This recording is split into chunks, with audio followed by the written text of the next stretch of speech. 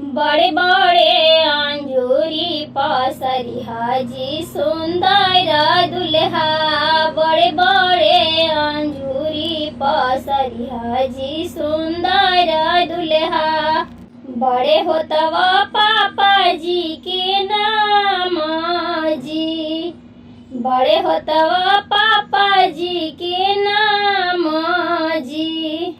बड़े होतवा दादाजी के नाम जी। बड़े होतवा भैया जी के नाम जी। छोटा तिलक मत चढ़ैया हो सरवे साले। छोटा तिलक मत चढ़ैया हो सरवे साले। हंसी है नगरिया के लोग हो। हंसी है नगरिया के लोग हो।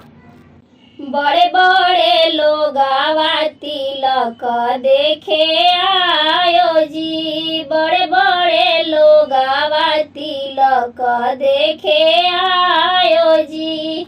भर गईले गौआ जवार जी।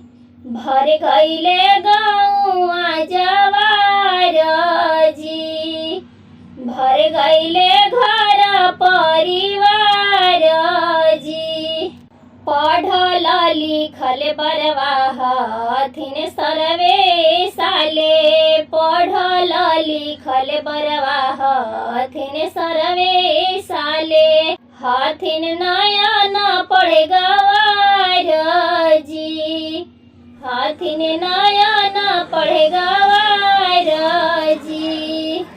कइल करार सरवा तिलक चढ़ई हजी। कइल करार सरवा तिलक चढ़ई हजी। तनिको न चली है उधार जी। तनिको न चली है उधार जी।